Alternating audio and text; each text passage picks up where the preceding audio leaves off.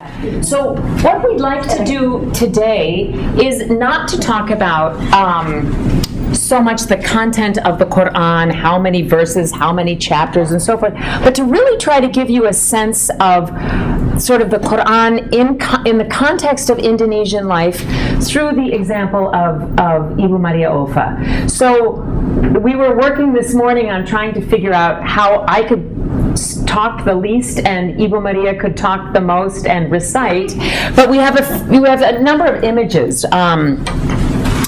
for you, and let me just switch my glasses there. Okay. So Ibu Maria, would you like to say hello? Oh, yeah. Yeah, just say hello. Assalamualaikum. Yeah. Terima kasih atas perhatiannya. Sebelumnya saya minta maaf karena nanti dalam penyampaian akan menyampaikan dengan bahasa Indonesia dan akan diterjemahkan oleh Ibu Anne. Yeah. So she just said she's delighted to be here, and she's, saying, "Sorry, I'm going to speak in Indonesian, and we're going to have some simultaneous translation." I also need to recognize, in terms of translation, because you'll see me looking at him, Dr. Pak Mukhtar Ihsan here. Raise your hand. Oh, yeah. Yeah. So Dr. Ibu Maria's husband, Dr. Mukhtar, is a pneumonologist. It's hard. A special lung specialist. But he's also become one of my closest collaborators. His English is a little bit better, and both Maria and Pak Mukhtar just come from this tradition in such a rich way from East Java, that there's any question, anything I'm curious about, any time I'm confused, together they're able to put me on the right track. And then also a new colleague, Dr. Ismunandar from the Indonesian embassy, who's just done this miraculous feat of putting together this beautiful series of events, Performing Indonesia, which is ongoing all week and through the rest of the month of November. So as I mentioned, just very quickly to introduce kind of our relationship, I met Maria Ulfah in 1995, at the end of 1995, and worked with her beginning in 1996. She invited me to the Institute Ilmu Qur'an, which is a college where women, exactly your age, study all kinds of Quranic arts and sciences. And she invited me to sit in on her classes. My background is in Arab music, and when I got to Indonesia, I heard Arab music everywhere. I heard people singing a whole range of Seni Musik Islam, Islamic kinds of music, but also in the recitation of the Qur'an, the beautiful Arab melodies or maqamat that are used, and of course the aesthetics of the Arab language. So I was really drawn to this idea of how could they do this so beautifully and so with such excellence in Indonesia, which is far from the Arab world, right? And so they said, well, come to the Institute Ilmu Qur'an and sit in on our classes. And since I'm a performer of Arab music, they were also sort of interested in me because I could play the oud and sing songs in Arabic. That's how our collaboration began. And this is a picture from 1999, and we are doing the recordings for the CD that goes with Michael Sell's book, Approaching the Qur'an. This is a wonderful book. I'll pass it around. I highly recommend it. And the back comes with a CD of some very fine reciters' recordings of the short surah, the short chapters at the end of the Qur'an. So these are two things that resulted from my work with Maria Ulfah. So they're just resources, and you can have a look at them later on.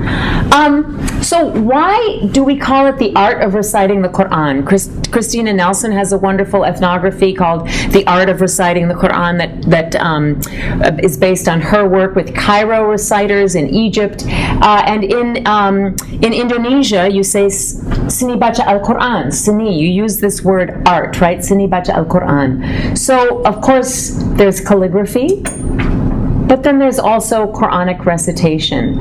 And we thought we'd better get right down to business and just give you a few a few ideas about the way in which Quranic recitation just permeates life in an Islamic community or a Muslim majority country. You hear it everywhere. Children study in school, they study at home, usually together. This is a picture of a children's religious festival that I took. So this little girl is probably 5 years old and she's already competing. You see the judges with their sheets. And it's something that is pursued all the way through adulthood and old age, whether you're really good at it or not. And Ibu Maria, I thought, saya mau tanya, Ibu Maria menjaga atau you're teaching all the time, yeah? What do I want to say? Mengajar. Ibu Maria mengajar terus mahasiswa sampai anak kecil sampai peserta musabaqah tilawatil Qur'an. Bisa menjelaskan sedikit your peran seperti educator, ya? Ya. Jadi kegiatan saya sehari-hari adalah mengajar tilawah Al-Quran. Ada 2 institusi di pesantren dan di perguruan tinggi, di Institut Ilmu Al-Quran. Untuk pesantren ini ada beberapa tingkatan, mulai dari tingkat anak-anak, mulai dari balita, sejak anak itu bisa berbicara, sejak bisa mengucapkan kata-kata, itu sudah dikenalkan dengan bacaan Al-Quran. Gitu. Mulai dari huruf hijaiyah sampai mulai belajar membaca, sampai membaca sampai menghafal. Gitu. Kemudian ada tingkatan anak-anak, tingkatan remaja, sampai ibu-ibu. Nah, di luar pesantren saya memberikan materi di Institut Ilmu Al-Quran khusus untuk para mahasiswa. Okay, 1 second. Okay, so she said her daily activities involve teaching students of so many different levels. So we sometimes we read this word in the New York Times, madrasa or Islamic boarding school, and it's usually, with the red, yellow flashing light, right? The pondok pesantren, so the word pondok in Indonesian comes from the Arabic word funduk, right? Is an institution that is ubiquitous in Indonesia, and it is a school where students live and they cook together and they do their wash together and so forth. And there are a variety of different kinds of curriculum. But at the pesantren that's right across the street from Maria and Mukhtar's house, this sort of specialty is for people who are very talented at reciting. And so Maria has a variety of levels of students from very little kids. She said that she's just teaching, the Arabic letters to children, teenagers. That's part of her activity. That's in her neighborhood. But then her other responsibility is on the university campus, teaching university students in a variety of courses. University students that are, about your age, the majority of people in the classroom. And di samping itu? Di samping itu juga memberikan pelatihan-pelatihan ke provinsi-provinsi bagi calon peserta musabaqah tilawah Al-Quran. Okay, so then she said she also travels throughout the archipelago from province to province to menyiapkan, to get ready the best reciters from various provinces to prepare them for the national and international competitions in Quranic recitation. And I've been lucky enough to accompany her, taking an airplane and staying and watching her in training and seeing the way that these promising reciters are streamlined up into the competition system. Jadi dari 33 provinsi itu, setiap provinsi dimulai dari tingkat kecamatan, kabupaten, kemudian provinsi, terus menuju jenjang ke berikutnya nasional sampai internasional. So for each of the 33 provinces in Indonesia, you start at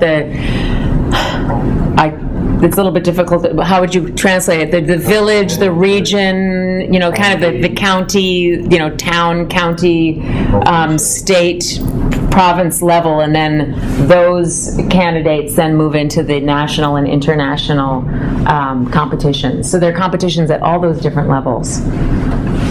International competitions. So there are competitions at all those different levels. Yeah, bagus. And sometimes, if she's too busy to travel, contestants are flown into her house. Sometimes I'll show up at her house and there'll be, a couple of people from, men from here and women from there. Another thing that we discussed this morning that we want to convey is that in these competitions, 50% of the contestants are female and 50% are male. So it's not just the unusual anomaly that we have a woman reciter here. I mean, this is absolutely part of Indonesian culture that women and girls recite and pursue recitation and teach, and you see them on television, you hear their voices. There's, one of the biggest questions for me was, well, is a woman's voice haram? Is it objectionable? And the answer in Indonesia is no, it's not. So, okay, let's keep going, shall we? Just to prepare. In some parts of the Muslim world, female reciters are more rare, or found competent reciters, but in more private contexts, not so much in public contexts. And I'll say to you that many men that I've talked to in Indonesia say that Ibu Maria Ulfah's voice and her recordings have been models for them, right? So a man also, it's not that she's just a model and an exemplar for women, she's a model and exemplar for everyone, right? So I think that's a really important thing to know. So we thought this morning that we would talk about these several different styles, and Ibu Maria, would you like to just mention these styles, and then we're going to kind of go through some examples of them so we can really hear you recite as much as possible. Yeah. Yeah? Jadi di dalam materi-materi membaca Al-Quran itu ada 5 bentuk, ada 5 style ya, 5 style. Jadi yang pertama itu ini maksudnya setelah seseorang itu menguasai bacaan dengan baik, maka mereka kita ajarkan praktek dengan hadr, bacaan hadr, artinya bacaan hadr style, bacaan yang cepat. Bacaan cepat, dan bacaan ini hanya untuk didengar sendiri. Okay. So just to translate kind of as directly as possible, I think what she's saying here is this hadr style, this first one that she's going to say, is when people can already recite well. This is one of the styles they use, and this is a style that you just to recite for yourself. It's not necessarily a performative style or something that you would want to do on stage or for an event like a wedding or a funeral or something. It's just really for yourself. Yeah. Ya, yang bacaan hadr, contohnya sekaligus. Yeah. Let's see. What's next? Jadi, yeah, boleh. Okay, sure. Ya, saya uraikan dulu. Pertama bacaan hadr, yang kedua bacaan tadwir. Tadwir itu agak lebih pelan dibanding yang hadr. Hadr itu cepat sekali. Misalnya bagi seseorang membaca doa, misalnya berdoa untuk dirinya sendiri, misalnya mau naik kendaraan, naik pesawat supaya selamat, tidak ada bahaya di dalam pesawat, membaca bacaannya itu cepat, misalnya Bismillahirrahmanirrahim, Bismillahirrahmanirrahim, la haula wala quwwata illa billahil aliyil azim. Tempo bacaannya seperti itu, tanpa lagu, tanpa bacaan pelan. Yeah, nice. Okay, so she's saying like hadr. Okay, this first style. So it's really fast. And for example, if you're going to do something and you want to make sure it's okay, like if you're going to naik kendaraan, like if you're going to get on a train or in a car, you might want to just quickly say a quick verse or just as a quick prayer, right? So just to make sure that everything goes okay, right? And do you want to do it with the the Surah Fussilat? Atau juga bacaan seseorang yang sedang mengingat-ingat hafalannya, menghafal.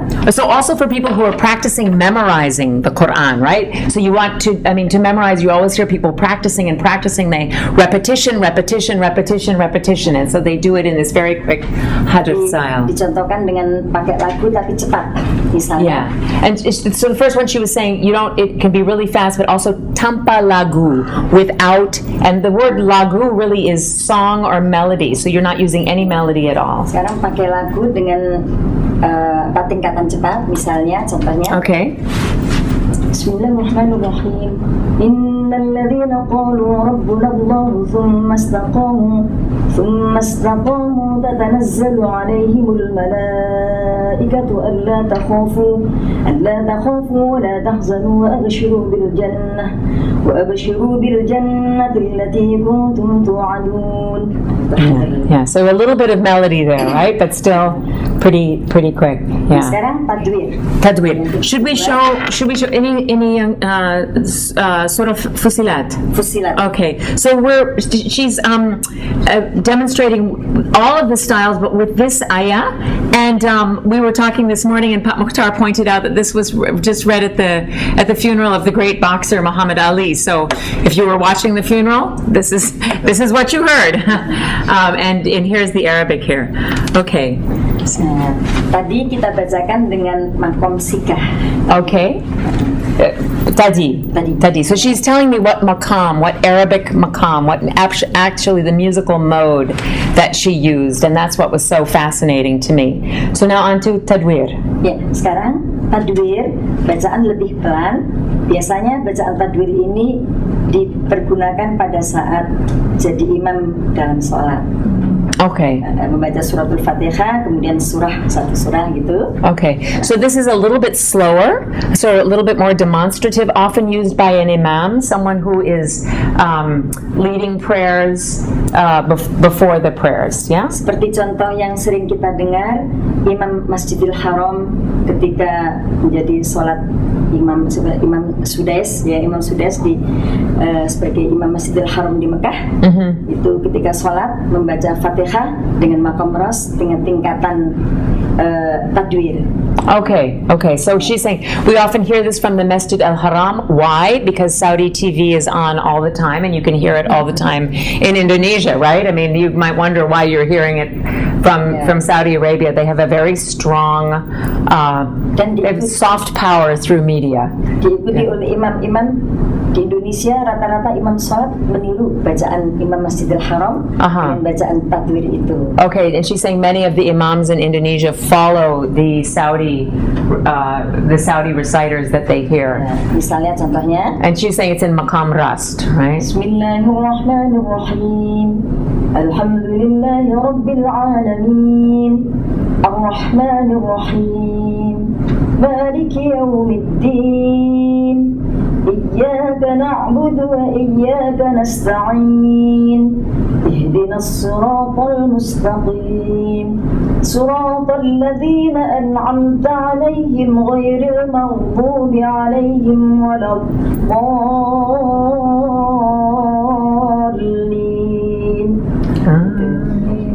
Okay, so this is not what was on the screen. What is this?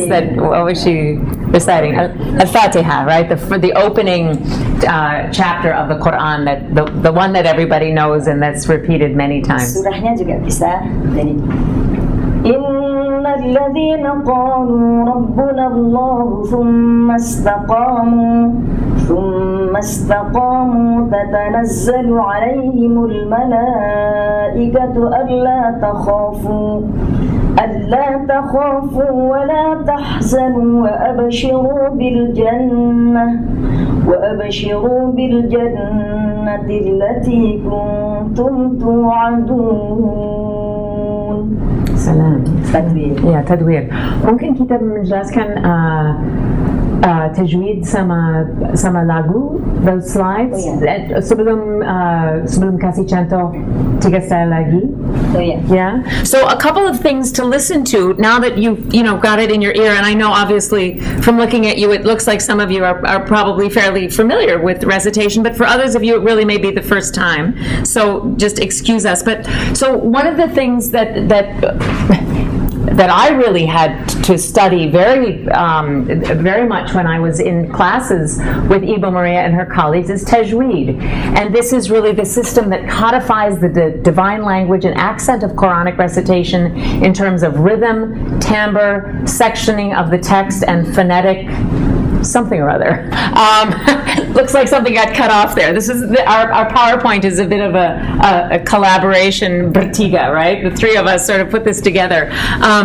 But one of the first things is how to pronounce the Arabic letters, right? So again, Indonesia, this is a foreign alphabet for Indonesians, right? This would be like, me learning Arabic, right? An Indonesian child learns Arabic. They don't go to school looking at these letters. So what are these letters? How do we pronounce them? And why is it important to, kenapa itu penting, huruf-huruf Al-Quran? Kenapa supaya tidak rusak makna dan bisa menjelaskan itu? Memang membaca Al-Quran itu berbeda dengan membaca buku-buku teks Arab lainnya. Okay, so reading the Quran is different than just picking up an Arabic book and reading it, a novel or a comic book or whatever, right? It's. Jadi membaca Al-Quran harus dengan tajwid. Jadi ada peraturan-peraturan undang-undangnya yang disebut kaidah tajwid. Yeah. So there are rules. You have to read according to a whole set of rules, a system. Bahkan menurut ulama Al-Quran, kalau membaca Al-Quran tanpa tajwid hukumnya haram. Kalau tanpa tajwid hukumnya haram. Okay. Dengan tajwid. Yeah. So if you recite the Quran without tajweed, without attention to these rules, it's haram. It's one of her colleagues said it breaks the meaning, merusakkan makna Al-Quran. If you don't read it right, it doesn't work. Karena kalau tidak tepat, tidak benar cara pengucapan huruf-huruf hijaiyah ini akan merubah makna. It'll change the meaning if you mess up the pronunciation. So there's a huge amount of attention to this. And here's one of the many charts. You see this in any Quran book that you pick up, or if you walk into a classroom, you often see a big thing like this, where literally they talk about, okay, you make this. It's almost like like an opera class or something about how you shape your mouth. Yeah. Jadi cara pengucapan ini diatur dalam satu ilmu yang disebut ilmu tajwid. Cara mengucapkan ini makhrijul huruf. How the makhrij, the exiting of how the letters exit your mouth. Di mana tempat ain, ain, ghin ada di sini, ditunjukkan tempatnya supaya tidak salah. Tempatnya qaf, kaf, semuanya ini namanya makhrijul huruf. Ini termasuk dalam ilmu tajwid. And this is your tongue. Ini cara keluar sifat-sifat huruf juga di sini seperti po, dal, ta. Ini adanya di lidah, huruf lidah, lisan. Yeah, huruf lisan. So how you make these consonant sounds with your tongue, right? It makes very much about linguistics, and even in the Institute Ilmu Quran, it almost looks like a language lab now with students with headphones on, and Ibu Maria can listen in to each student. It's Jadi yang mencakup dalam ilmu tajwid sifatul huruf, sifat-sifat huruf. Seperti huruf ra, itu getarannya bukan Bismillahirrahmanirrahim, tapi Bismillahirrahmanirrahim. Okay. Nah, itu namanya sifatul huruf. Yes, sifat are the characteristics. Yes. Is that the right word? Of each letter. So each letter has particular characteristics, and there's a right way and many wrong ways. qalqalah, huruf qaf itu jadi yaqra'una namanya qalqalah, tidak yaqra'una tapi yaqra'una. Pantulan itu namanya qalqalah, namanya sifatul huruf. Sifat huruf itu namanya tajwid. Okay, so I think you can understand that she's demonstrating, right ways and wrong ways to do this, and in sitting in all kinds of classes, constantly giving examples like this, right? Because it's experiential, right? You make a mistake, and then someone says, no, it's not like that. Kalau berbicara bahasa Arab tanpa tajwid, tanpa qalqalah. Yeah. Misalnya, ana adhab ilal madrasah. Ana adhab ilal madrasah. Tidak ana adhab tanpa ana adhab ila madrasah. Tak usah begitu. Tapi ana adhab ila madrasah. Tapi kalau Al-Quran harus pakai ana adhab pakai tajwid namanya. Okay, so she's giving a great example here that when you speak Arabic, and you want to say, I'm going to the madrasa and adhab al madrasa, you don't have to use tajweed, right? It's not required, right? You can just say the letters and pronounce the words as correctly as possible.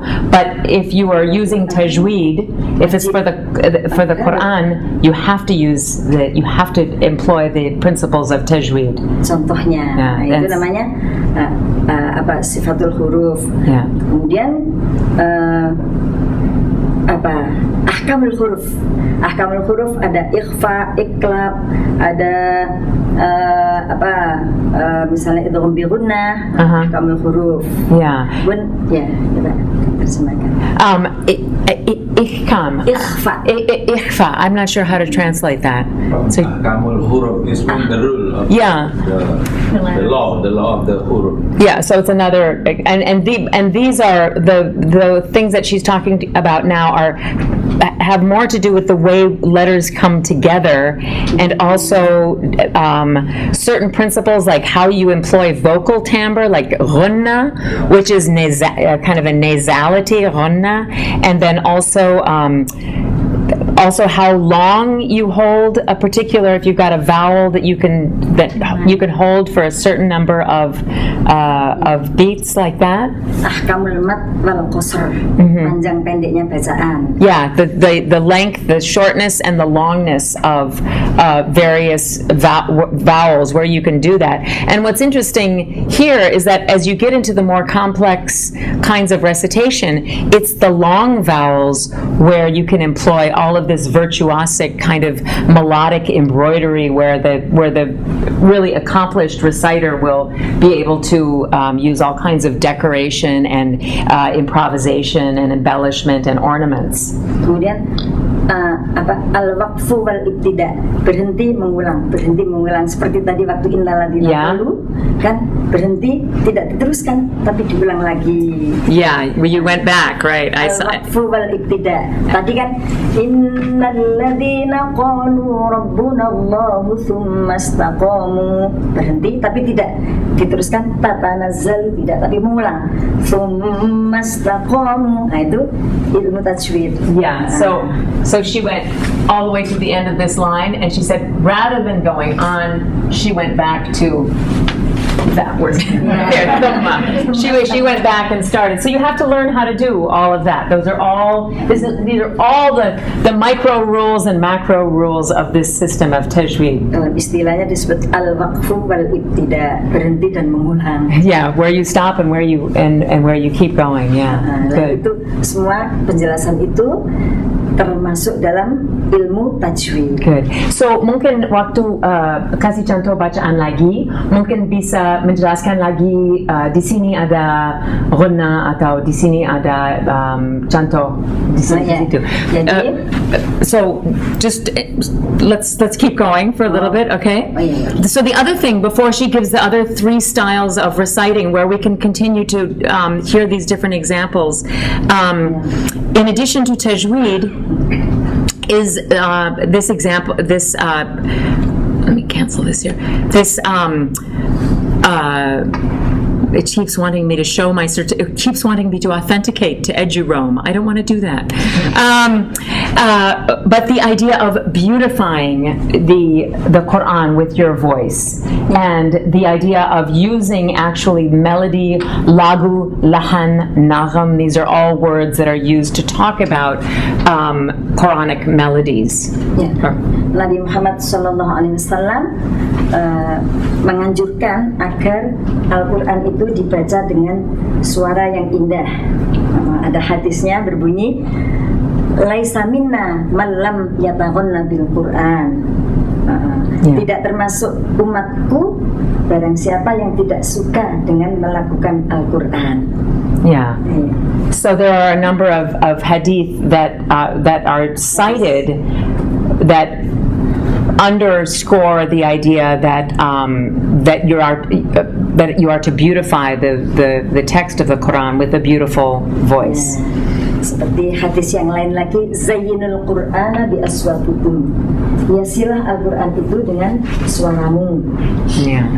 So what's interesting in Indonesia to me, and we can maybe ask Ibu Maria to recite, is that in Indonesia they are world renowned for the melodic recitation using what are called Arab maqamat.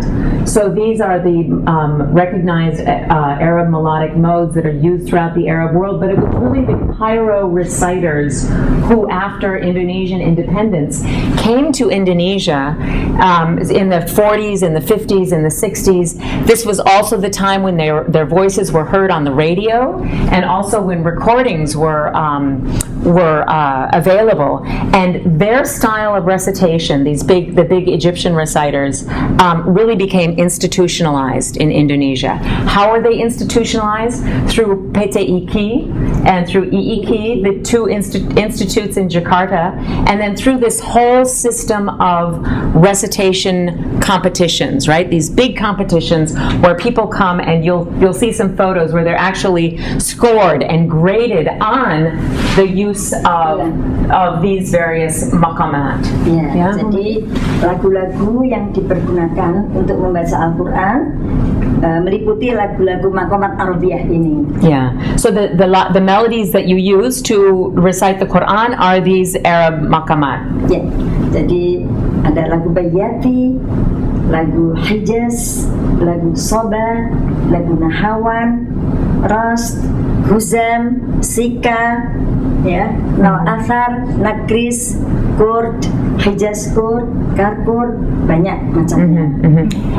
And so for me as an ethnomusicologist, it was so interesting to see how articulate reciters are about the way they talk about maqam, and they move from one maqam to another, but they don't use notes like this, like musicians use notes. They don't do this at all. So often I would sit with my instrument, the oud, and if we had more time, we could talk specifically about these modes and so forth. But we're gonna end with one salawat. So we'll give you a little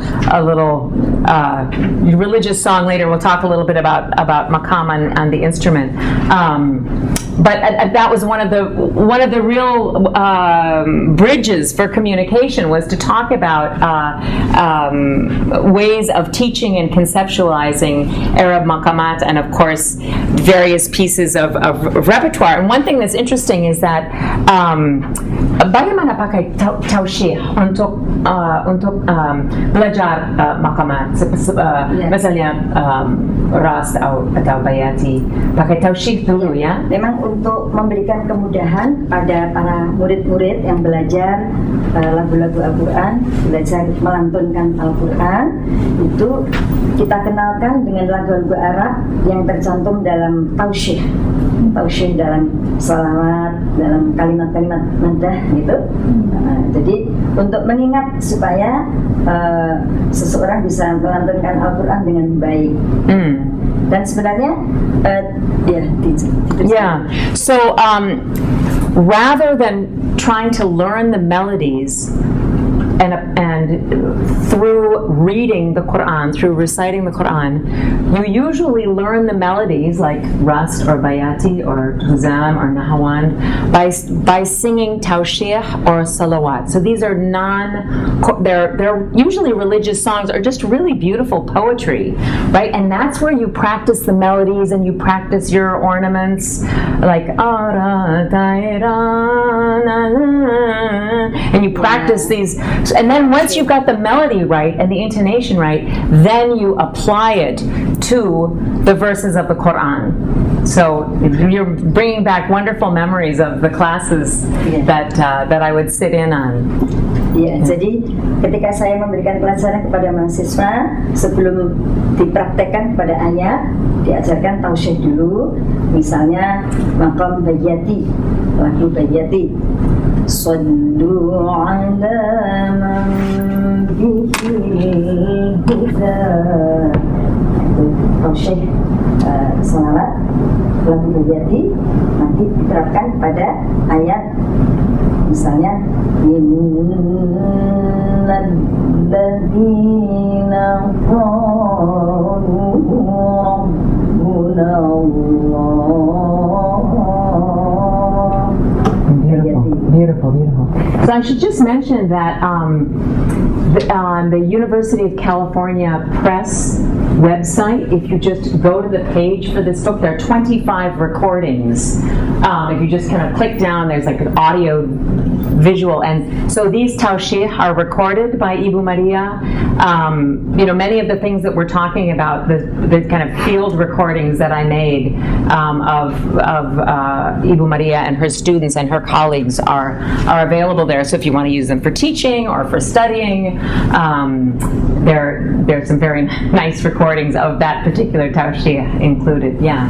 So just two things that we're going to do, and then let's go back and hear you do tartil and mujawid. Yeah. But so we just thought we would throw in a couple of maps there, right? So of course Indonesia is the most populous Muslim country in the world, where we have about 80% of the population being Muslim. It's a large archipelago, so you can imagine that all of these different islands, there are many different ethnic groups, different local languages, different ways of dressing, and so forth. And Islam is one of the things that actually unifies the country in a kind of a nationalistic sense. And you'll see some of this in our slides of the competition. But how did all of this Arab practice get to Indonesia? How did they get so good at doing this Arab stuff? I mean, the Arab world, here's Indonesia, here's Java, there's where Ibu Maria and Pak Mukhtar live. This is the big island of Sumatra, right? And their way up there is the Arabian Peninsula with Yemen and Oman over there and Saudi Arabia on top. So it's really through maritime trade since 8th, 9th centuries, right?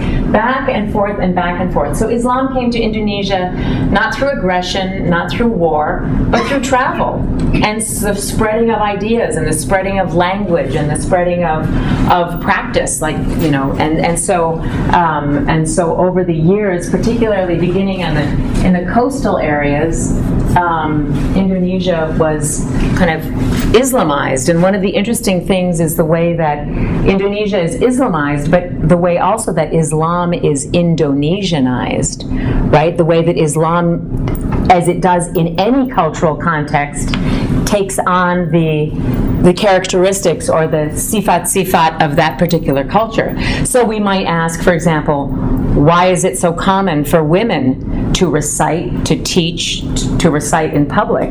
This is certainly a kind of a cultural condition or permission within Indonesian society that says that's okay. That's okay. So shall we return then to our list of 5 styles? And we've had hadar and tadwir. Sekarang Tri muratal. Okay. So are we going to do this one again? Ayat ini yang contoh muratal ya dengan makom nahawan. Muratal ini sering kita dengar pada saat bulan Ramadan.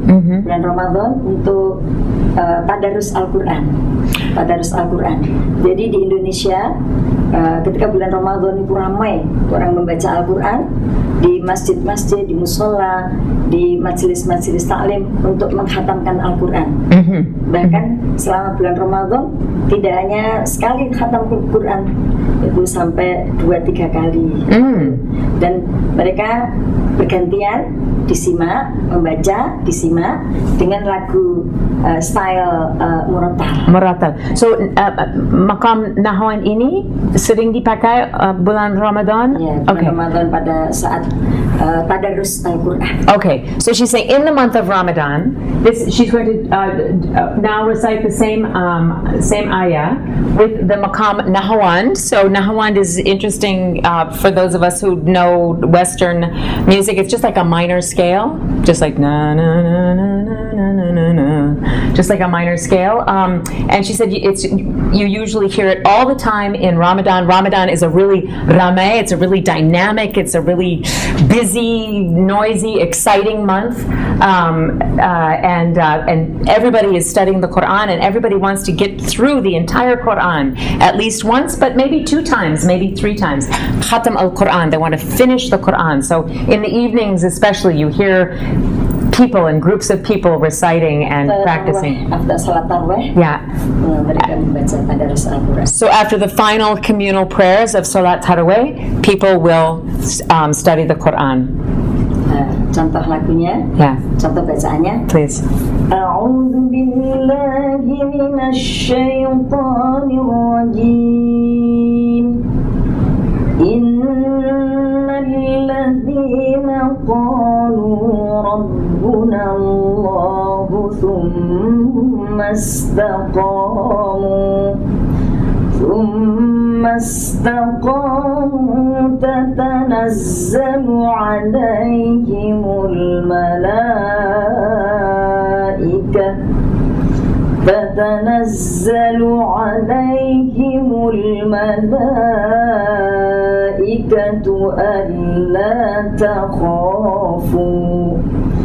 ألا تخافوا ولا تحزنوا وأبشروا بالجنة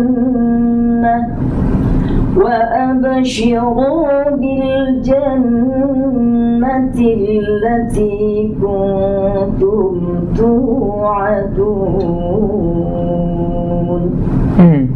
Yeah, beautiful. So I would just say the range compared to when you're going to hear her do mujawwad is about that much that you're reciting in that range, as opposed to when we heard the first 2 styles, it was just very small, maybe just a couple of variasi sedikit. But now you can hear sort of there are more ornaments. It's more kind of prolonged. There's more time to beautify the Quran with your beautiful voice, right? Yeah, good. So murattal. Dan ini untuk musabaqah tilawatul Quran ada cabang murattal juga? Ada untuk anak-anak umur 10 tahun ke bawah. Okay, she said in the big competitions, I said, is murattal, this style of recitation, is that one of the cabang or the branches or the categories of competition in these big musabaqah tilawatul Quran, the big Quran competitions? And she said yes, for children under 10 years old, right? So who are not able to do the fanciest style. Yeah. So then what do we have left? We have tahqiq. Ya. Yang keempat, tahqiq ini untuk belajar khususnya para ibu-ibu yang tidak bisa melakukan Al-Quran, dia susah belajar lagu-lagu Al-Quran. Kemudian untuk anak-anak yang pemula itu diajarkan secara tahqiq. Pemula yang baru, anak-anak baru mulai membaca Al-Quran, sesudah Iqra selesai mulai menginjak Al-Quran, cara mengajarnya dengan cara tahqiq. Okay, so she used the example of ibu ibu. So this is, I attended one of her classes of ibu ibu. What are ibu ibu? The best way to translate them is housewives. Although many housewives in Indonesia actually work at jobs, right? There are lots of housewives, but there are lots of working women in Indonesia. So I'll throw you a curve ball, right? Since it's the day after the World Series. Ada bapak-bapak, ada kelompok bapak-bapak yang pakai takik itu. Takik ada juga. Yeah. Bapak. So anyway, Tapi bapaknya malas. Bapaknya malas belajar. The men are lazy. She said there are men's group who also use this style, but men are usually lazy. So the women, they're there. So I think the idea is here that silakan masuk. Yeah, please come on in. Yeah, Waalaikumsalam. Yeah, ahlan. I think the idea here is, again, it's always good to try. It's always good to study. You don't have to excel and be the best reciter in the world, but it's just a good practice. And so one of the, it was great for me, the Ibu Ibu group, we all sat very close together, and Ibu Maria would, recite a line, and then we would all breathe together and try to recite together. And I have a beautiful recording and a long transcription in the book of a very long recitation that we worked on with all the different maqamat. Ingat ya, ada kelas ibu-ibu yang saya ikut dulu, ada satu bacaan komplit dengan semua lagu-lagu, dan kita berkunjung sekali seminggu atau 2 kali seminggu, like that. So maybe a style that is not so demanding for ibu-ibu, or maybe even the less lazy of the men and the beginners. So bisa mencontohkan? Ya, kalau ibu-ibu tanpa lagu. So Bismillahirrahmanirrahim. Innalladzina qalu Rabbuna Allahu thumma istaqamu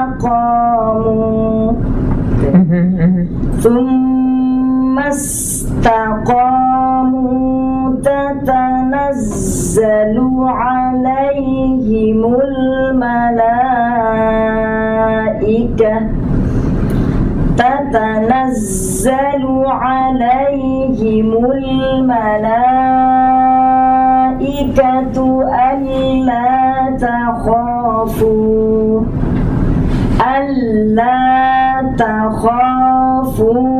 wa la tahzanu wa abshiru bil jannah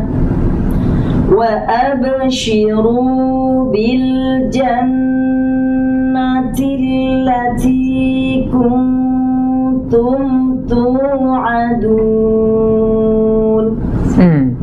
Yeah, so she's saying this is without melody, right? Just kind of a reciting tone. It's more than just speaking, right? You are intoning it, but really the emphasis is on the tajweed.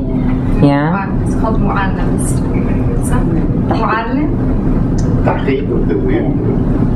تدوير خلاص. It's mu'allam. It's a teaching. Right.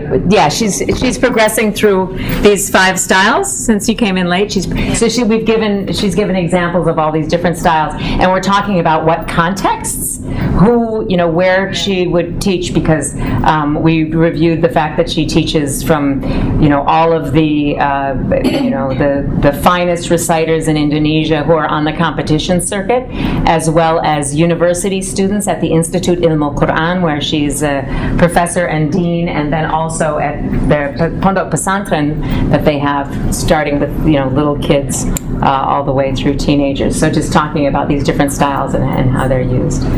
Yeah. Terus untuk anak-anak, anak pemula yang baru mulai, ada lagunya khusus. Ya, misalnya. So for children who are just starting, there are special melodies. Yeah. أعوذ بالله من الشيطان الرجيم بسم الله الرحمن الرحيم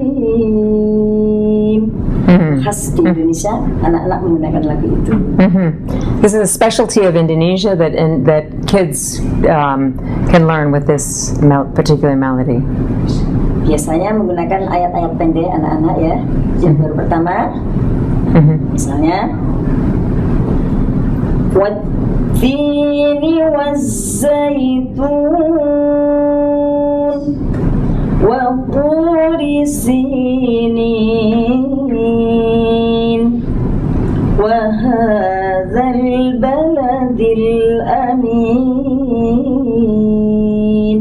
Seperti itu contohnya. So usually with children they use the shorter surahs that are easier, and then with this kind of catchy melody to help learn that. But that's an Indonesian special thing. And it's interesting, when I was studying and listening to Maria Ulfah and her colleagues prepare reciters for the international circuit, they would often say the variasi itu, tapi jangan don't do this in the international competition because this is an Indonesian special practice and maybe perhaps not recognized beyond Indonesia or in the Arab world or something like that. Should we proceed to Mujawad or talk a little bit, mau bicara sedikit tentang musabaqah tilawatil Qur'an terus atau langsung ke Mujawad? How are we doing on time? How do we? An hour. So we have till 4:30? So we have a half an hour, yeah? Okay, great. Okay. Mau langsung let's go ahead. Mujawad, yeah. Yeah. So bisa menjelaskan perbedaan Mujawad? Oh ya. Terus jadi style yang terakhir adalah Mujawad. Style Mujawad ini temponya lebih pelan dan banyak variasi-variasi, ada getaran-getaran vibration, getaran-getaran suara, dan ini pun harus terikat dengan tajwid. Berapa lama kita membuat irama-irama itu sesuai seiring dengan peraturan tajwid. Tidak boleh lebih dari ketentuan tajwid. Okay, so you can see, even if you don't understand Indonesian, you can see what a fantastic pedagogue Maria Ulfah is. I mean, she's made many, beginning with cassette tapes and CDs and also DVDs, to explain exactly this. So she says the fifth style that we're going to talk about is Mujawad, and Mujawad is it's a slower style, but there's more variations. There's more vocal variations. Getaran, how would you? Vibration. Yeah, vibration. So, like vibrato is what you or like little trills. Trills between 2 or 3 notes, little turns, ornaments, and what's important is that you have to the vocal variations that you're doing have to have to match the rules of tajweed.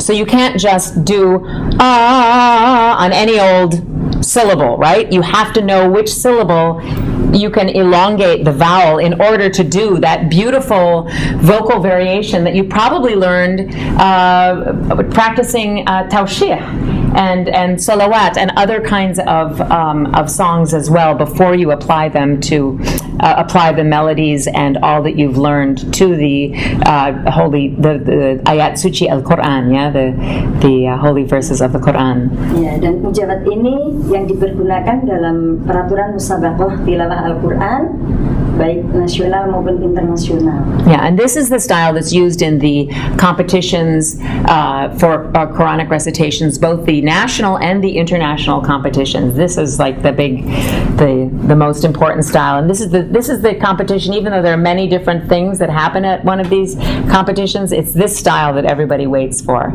These are the contestants that people really listen to. Selain itu juga Mujawad ini dilantunkan ketika acara-acara hari-hari besar Islam. Okay. Also for big Islamic holidays, right? You would have a reciter recite in this mujawwid style.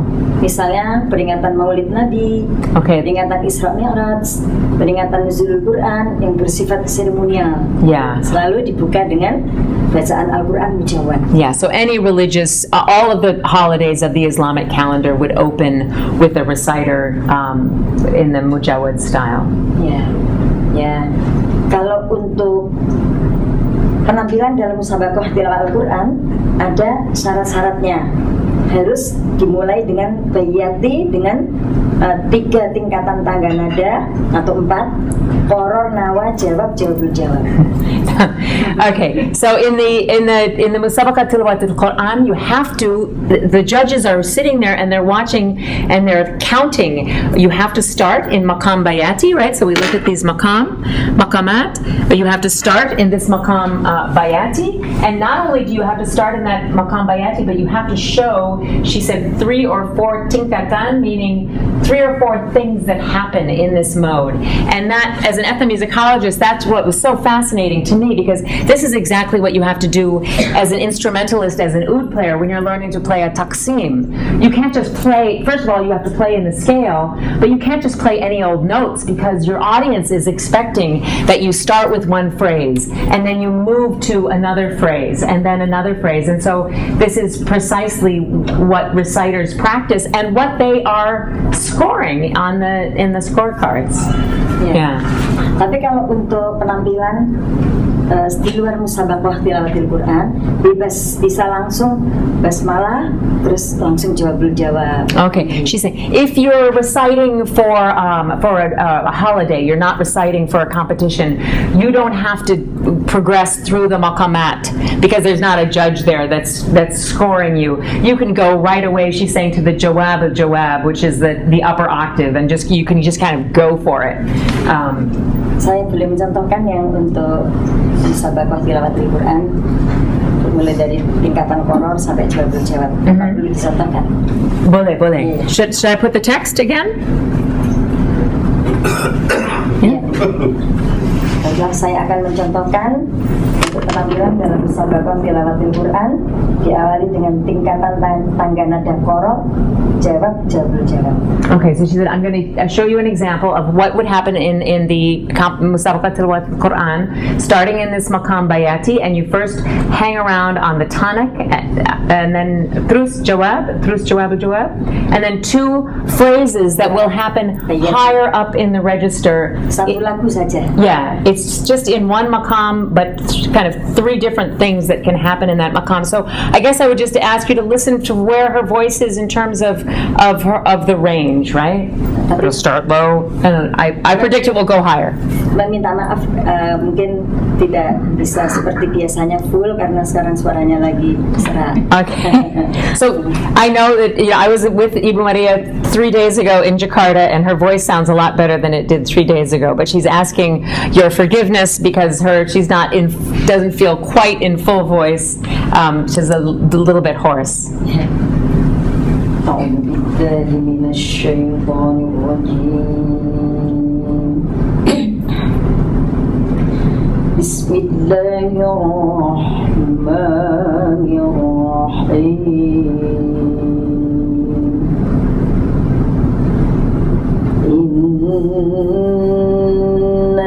الذين قالوا ربنا الله ثم استقاموا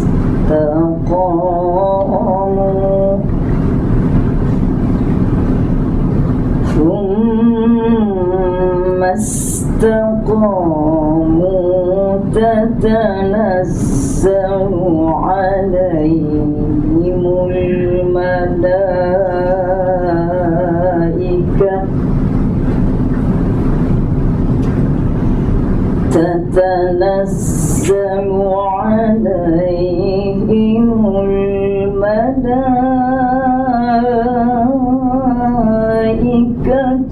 ألا تخافوا ألا تخافوا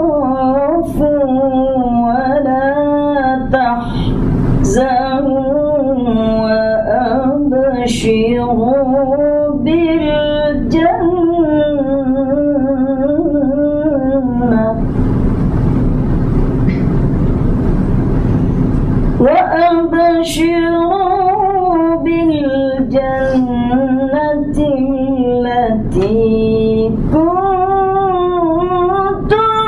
توعدون.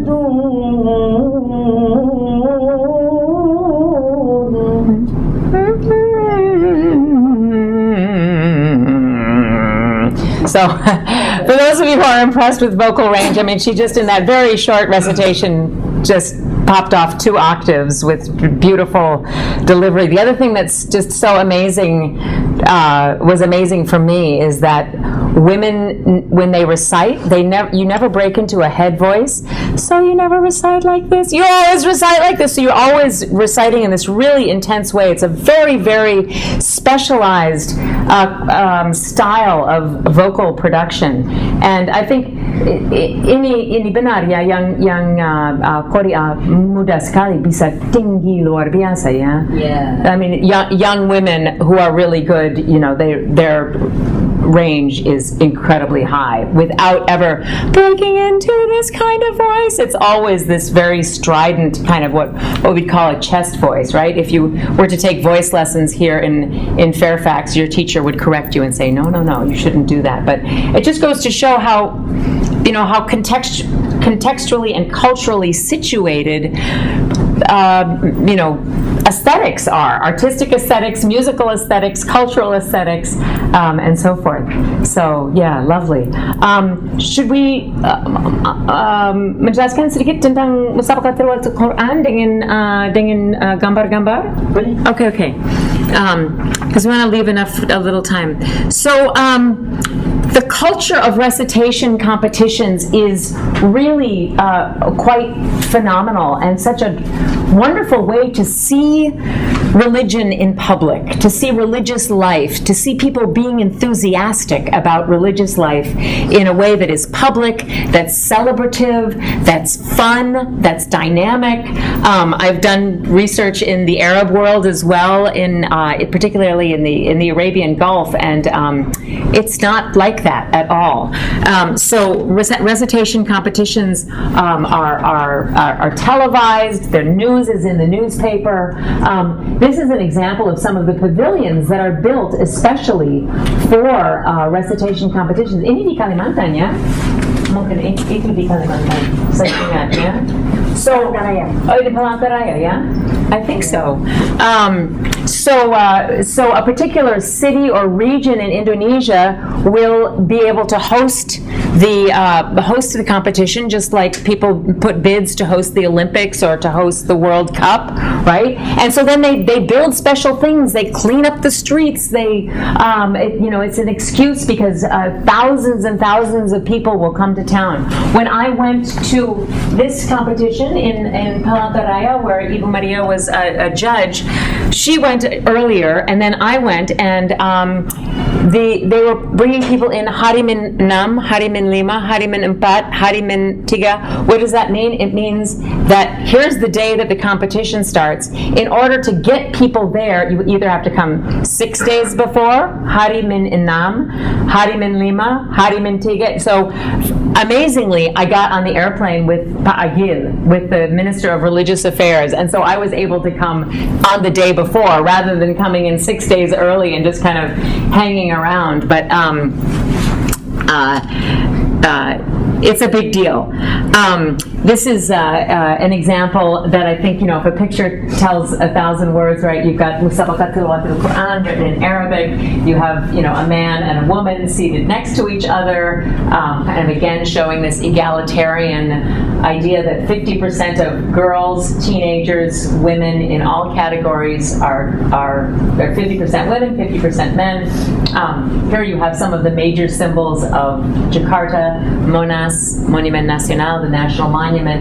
It's kind of like our we have a Monas here, right? Monas, Washington, right? And then the Masjid Istiqlal, the big national mosque, and then this guy who's wearing a Betawi headdress. That's the typical ethnic group of Jakarta. So lots of symbols in that poster. And this is part of the delegation from, this is one of Ibu Maria's colleagues. Siapa ini?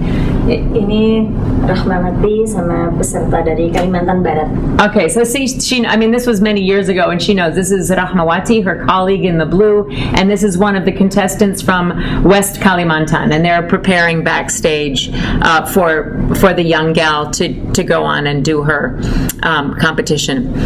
A variety of different pictures of reciters on stage, and what kinds of things, Ibu Maria, menilai apa? Saya menilai seni membaca Al-Quran, bagian suara dan lagu. Okay, so her cabang, or the thing that she judges mostly is suara, voice, and lagu, exactly what they're doing melodically. Ada 3 yang dinilai, suara dan lagu, tajwid dan fasoha. Fasoha, how would you translate fasoha? Fasoha, Fluency, okay, yeah. So those are the 3 things. But there are also people who think about nafas? Oh ya, nafas masuk dalam suara. Maksud, okay. Pengaturan suara. Pengaturan suara, like how you use your breath. Terkendali, suaranya dikurangi nilainya. So if you don't have a long enough breath and you can't make those long phrases, so you give them less of a grade. Right? But also ada sifat-sifat adab juga. Bagaimana mereka... Oh, dulu ada, sekarang tidak. Oh, tidak. Oh, they not anymore. Okay. Jadi itu masuk dalam persyaratan. Persyaratan saja, tidak dalam penilaian. Jadi setiap tampil harus sudah rapi semuanya. Cara berpakaian harus menutup aurat, memegang Al-Quran dengan tangan kanan, menuju ke mimbar tilawah. So you have to be dressed neatly. You have to hold the Quran in your right hand. You have to cover penutup aurat. Menutup aurat. Yeah. So you have to be nicely covered, and these are things that reciters, by the time they get to this stage, they certainly know how to do all these things. But still, yeah. But still, people to pay attention to these kinds of details. Okay, here's a little slide. Criteria: voice, timing, rhythm, tempo, breath control, eloquence, fluency, comportment, and good manners. So this is not just an aesthetic issue of the sound of a voice, but also includes these very technical aspects of recitation. So we thought we'd put this slide up. Ibu Maria, kenapa ada, apa namanya ini? Membatas? Membatas. Why do they have these things? These are the judges. Oh iya, ini supaya dengan hakim yang satu dengan yang lain tidak saling kompromi, supaya bisa memberikan penilaian yang objektif. Did you get that? So their grades are not compromised, and so they can be objective. Sometimes judges are in a room secluded with headphones, so they can't see the contestant at all, right? So they can't even see the contestant. What I find ironic is that these judges already know these voices because they may well have trained the voices, but there is always the temptation of corruption, right? And there are always arguments. If I talk to her, I say, "How was the competition?" And she says, "Oh well, this person won, but I really think the other person should have won." Or there are discussions about these things. Jadi harus objektif. Kadang-kadang seperti saya punya murid, punya murid yang saya latih. Kemudian murid saya ikut lomba. Saya tidak boleh murid saya bacaannya jelek, saya harus kasih nilai tinggi, tidak boleh. So for example, if it's one of my students and I've helped them get to the level where they're competing, but they do a bad recitation, I'm not allowed to give them a good grade. Right. Kadang-kadang ada yang dari provinsi yang ada banyak kori-kori bagus yang merepresentasikan daerah lain di mana tidak ada banyak reciters. Oh, iya, ada. Ini terjadi. Jadi, ya. Karena memang mengikuti musabaqah tilawatil Quran itu sangat selektif ya. Jadi yang dipilih kadang-kadang hanya satu, kemudian yang tidak terpilih dia kecewa, tidak bisa tampil ke jenjang berikutnya, maka dia lari ke provinsi lain. Okay, so in some regions, like for example in Central Java, where there are many wonderful wonderful reciters. I mean, it's a real tradition there in East Java also. She's saying, it's very, very selective, so only one person will get to go. So then the other ones who are very close are kecewa, they're disappointed. So they run to another region, like for example, maybe Ambon, or they go and can represent another region. And it's kind of a funny analogy, but it's like sports teams, right? I mean, you look at you look at your national basketball team and you realize, oh, they've picked people from this country and that country to go play in that team. Tapi sekarang ada peraturan. Now there are rules dengan kartu penduduk. Oh. Kartu penduduk sekarang elektronik. Jadi kalau dari sana ikut ke sini itu ketahuan, tidak boleh, ini harus penduduk asli. Okay, you have to be a citizen of that place. So I think that's changed since ini peraturan agak baru baru. This is a new rule, so you have to be a penduduk, you have to be a citizen of that place. You can't just kalau dia mau pindah, syaratnya harus 6 bulan tinggal di sini. At least 6 months. You have to live there for at least 6 months. So, okay, these are some great historic photos of judges in competitions, and you see they've got. Are these their names or what they're judging? Yeah. Di Kalimantan Barat, MTQ Nasional di Kalimantan Barat. Okay, this is in Kalimantan Barat a while ago. Ini agak lama ya? Agak lama. Fotonya. Penyanyi. Apa maksudnya ini? Ini bukan musabaqah tilawatil Qur'an, tapi musabaqah fahmil Qur'an. Okay. Cerdas cermat. So quiz macam quiz isi kandungan Al-Qur'an. Yeah, kind of like a college bowl or a quiz. This is one of the cabang or branches of competition is the understanding and interpretation of the Quran. Kadang-kadang ada tim, tiga orang atau one by one. Iya, ini penanya yang menanyakan surah Al-Quran ada berapa surah, isinya tentang apa, misalnya sebutkan ayat-ayat yang menyebutkan tentang tentang waris, harta warisan, atau ayat-ayat yang berkaitan dengan politik, atau ayat-ayat berkaitan dengan ekonomi, ayat-ayat berkaitan dengan rumah tanggaan.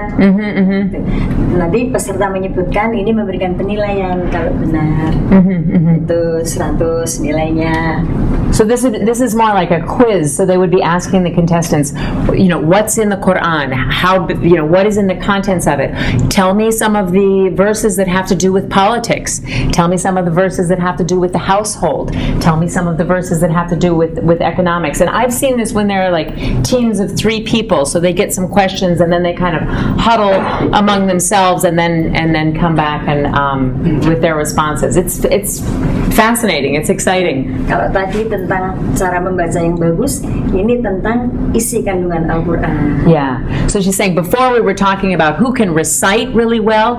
Now this would be they're judging what is the contents of the Quran, what is the isi, the meaning, and how would you use it? When do you use particular verses for what occasions?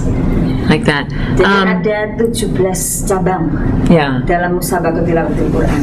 So there's 17 different categories of competition in a musabaqah tilawatil Quran. So it really is there are multiple events going on all the time. And yes, we're moving along.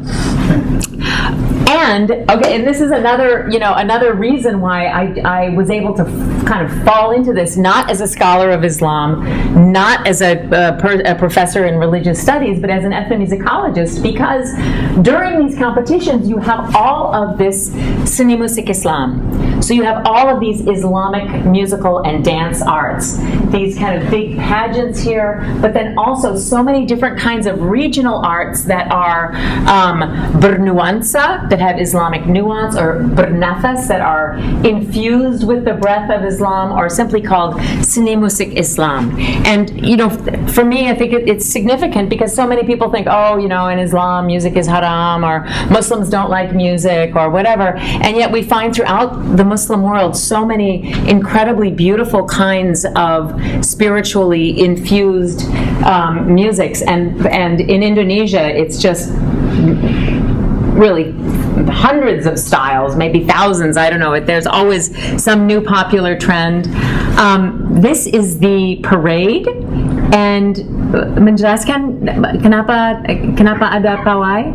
Oh ya, ini sebelum opening ceremony musabaqah dimulai, ada pawai ta'aruf memperkenalkan khas daerah masing-masing. Okay.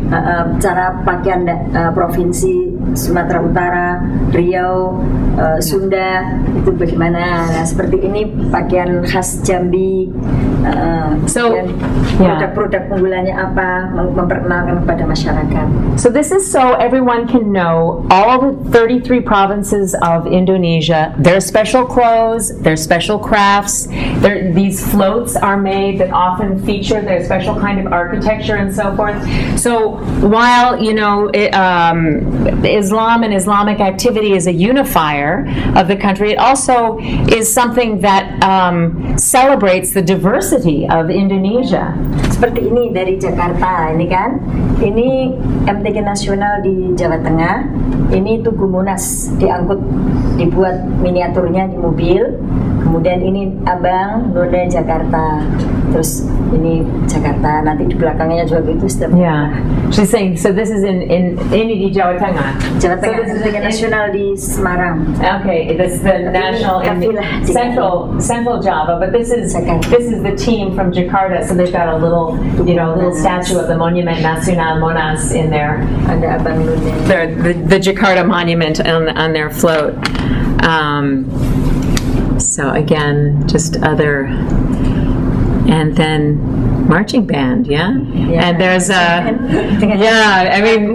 MTQ. Yeah, so there's a march and a hymn for the Recited Qur'an, and everybody sings it and everybody knows it. People have it as their ringtone on their phones. I mean, it's it spills over onto every walk of life, but it's exciting to hear. Marching band is not uncommon in seperti di pondok pesantren Gontor sering ada. Pesantren Islam ada punya marching band. Yeah. Di lomba siapa yang terbaik ditampilkan di dalam musabaqah itu. Yeah, so whoever's the best marching band gets to come to the. And then here are just some pictures of some of the winners, and the prizes are significant. This is a historic photo, yeah? Yeah.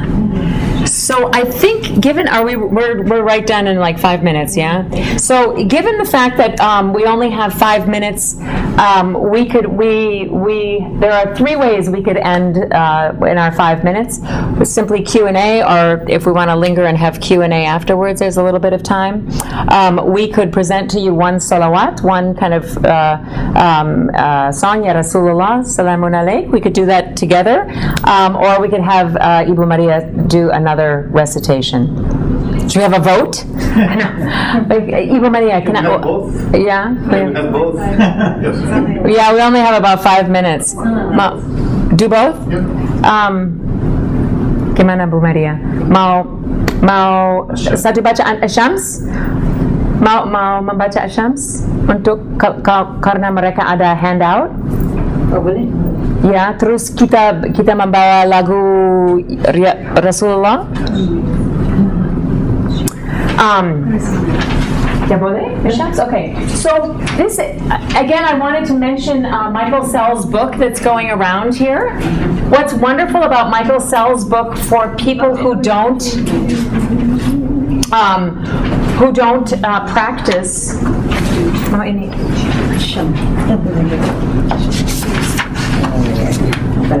Apa? Oh, ada. Yeah. Here are just some more pictures of all these great kinds of seni musik Islam, Qasida Rabbana,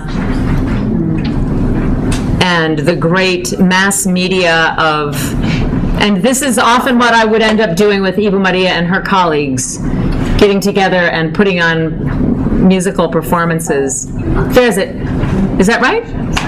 Yeah.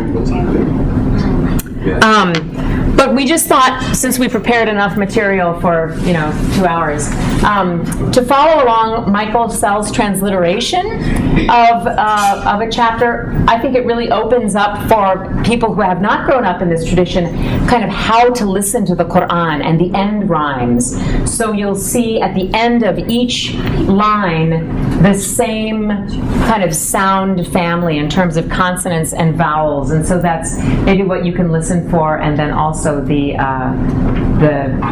read the translation at the same time. Ibu Maria mau meratil mujawid, terserah. Boleh. Terserah. Ya. Yang mana? Muratal dulu ya. Okay. So meratil dulu.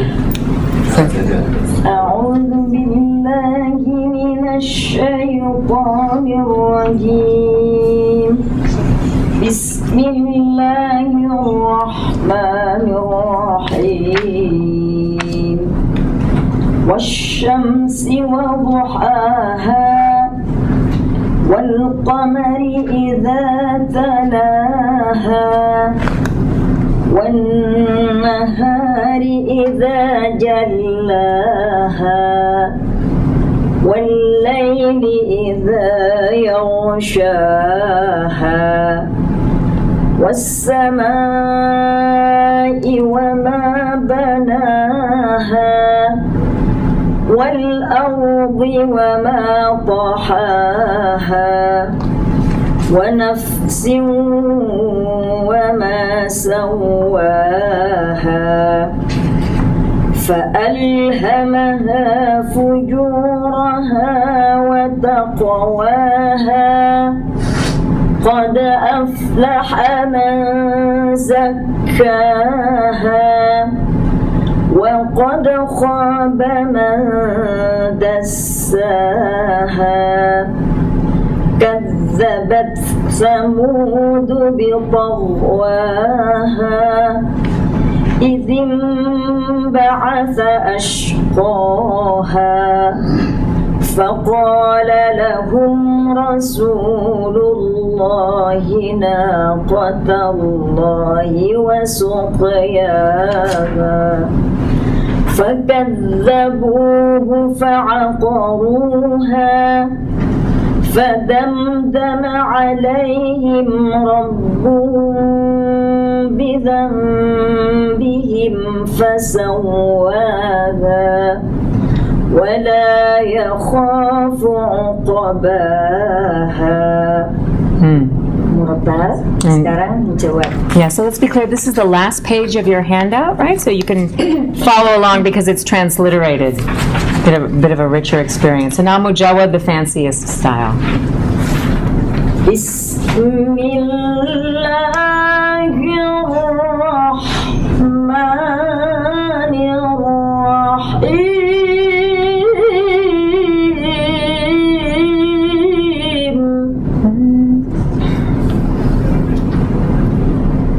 والشمس وضحاها والقمر إذا تلاها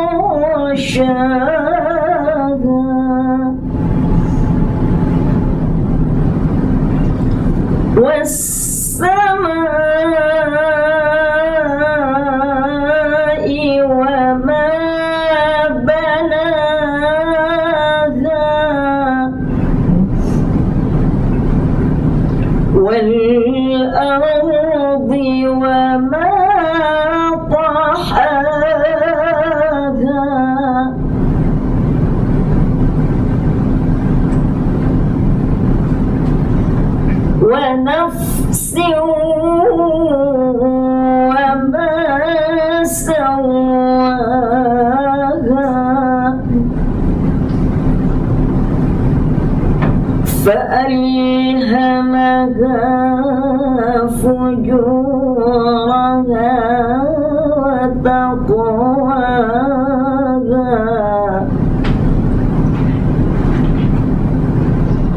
قد أفلح من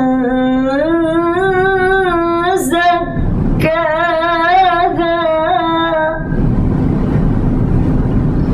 وقد خاب من دساها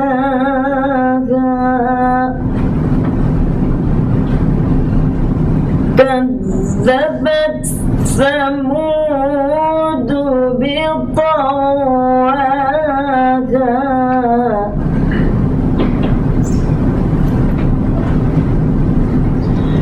إذ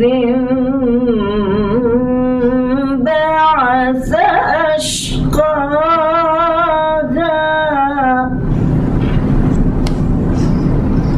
فقال لهم رسول الله ناقة الله وسقياها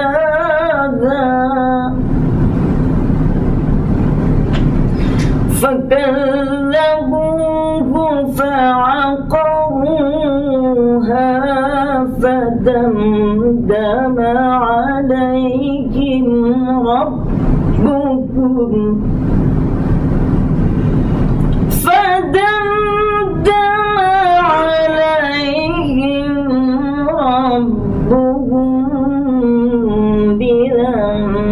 بذنبهم فسواها ولا يخاف عقباها صدق الله العلي العظيم. Excellent. Beautiful. Yeah, lovely, lovely.